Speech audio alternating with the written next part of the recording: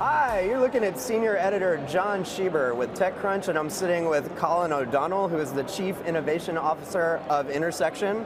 Colin, can you tell folks in the audience and watching live what Intersection does? Sure. Intersection's an urban innovation company. We're focused on using technology and media to make cities better places. And what is the first city that you're working with?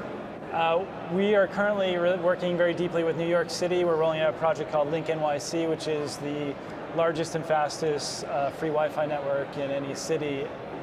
How did that come about?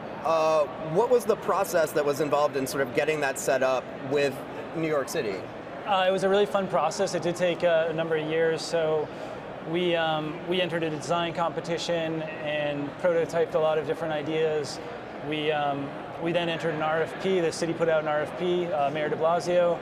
We answered that RFP. That process took about a year, and we won the contract last December and began really in earnest rolling it out this year. And so, I know a little bit about the Link NYC project. I think it's cool as, can I say cool as balls? I'm going to say cool as balls. It's amazing. Are balls cool? Balls are so cool. But I think it's an awesome enterprise and endeavor that y'all are doing. But can you tell folks a little bit about what it is? You're like taking telephone booths or old telephone booths and turning them into wireless networking hubs, right? Yeah, no, it's a massive infrastructure project. We're removing every phone booth in New York City. We are replacing it with this beautifully designed structure that provides gigabit speed Wi-Fi.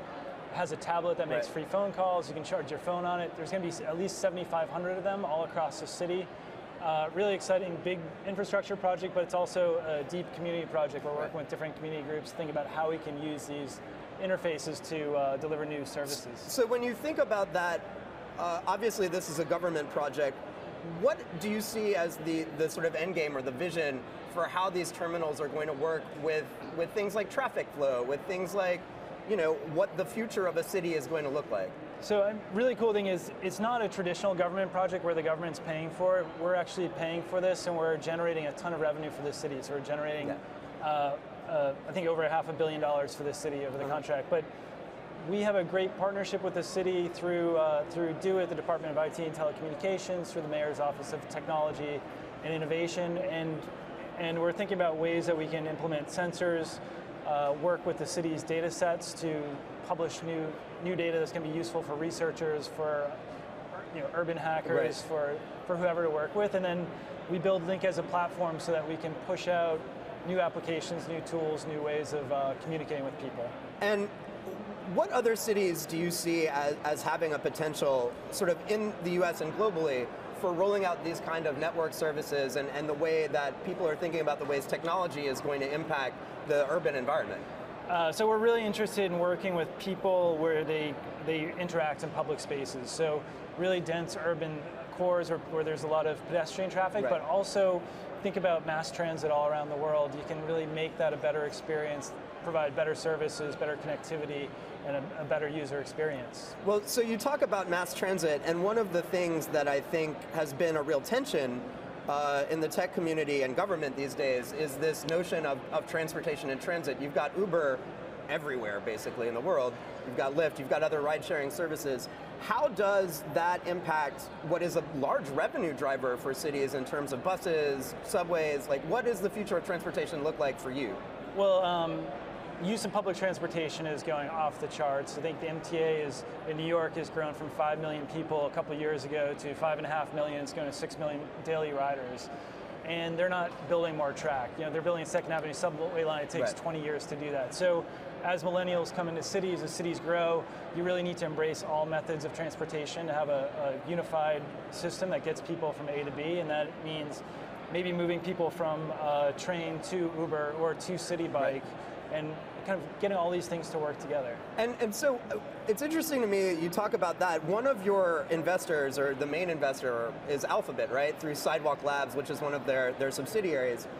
And in an interview somewhere, Dr. Off was talking about, I think it was Dr. Off, right? He was talking about Alphabet or Sidewalk actually building cities itself. Was that sort of pie in the sky, or do you have any insight into what's going on there?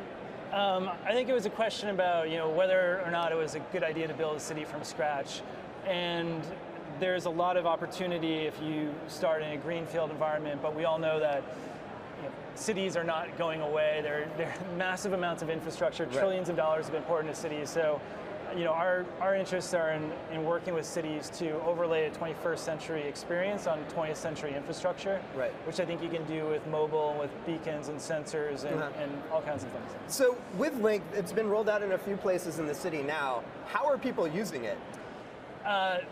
First off, you're getting people online who've never been online before. We have, stories of senior citizens who've never used the internet now have a cheap tablet and free Wi-Fi and are just having that first experience, which is amazing. We've got impromptu dance parties on the streets, which is kind of ridiculous and more than we could have hoped for.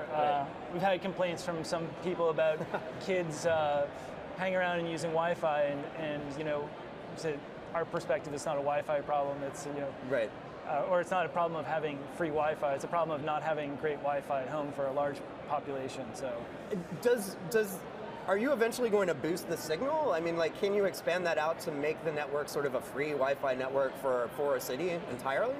So the signal is actually, we're getting incredible performance. We came out with the notion that we're going to extend a signal about 150 feet, which would, a city block's about 200 feet, and we're almost every block in Manhattan and throughout the major commercial areas in every borough. And we're actually seeing performance of about 400 feet. And so as you expand the circle of coverage, you get like a 4x surface area that you're covering. So we're going to see really good coverage, and then as new spectrum comes online, things like 3.5 and new types of wireless technology, we're going to see really good coverage. We talked a little bit about the tension between government and startups. What would you like to see from government in terms of regulation? Well, I think there's this ebb and flow of too much regulation and then things happening outside of government. And you can think about maybe the way that Uber has interacted with cities as a contentious relationship. So we think there's an opportunity for cities to work with startups, to work with tech companies to foster innovations in the city and not be overly onerous and limiting with regulation that can really dam up the process and cause companies to really circumvent these regulations that are there for our safety and protection. Well, I think that's about all the time we have. It's really damn fun to talk to you. It's always a pleasure. Great Good luck with well. everything, and let's follow up and we can talk a little bit more about what's going on. Awesome. Look out for these guys. They're doing amazing stuff. Amazing stuff. Thanks. Time to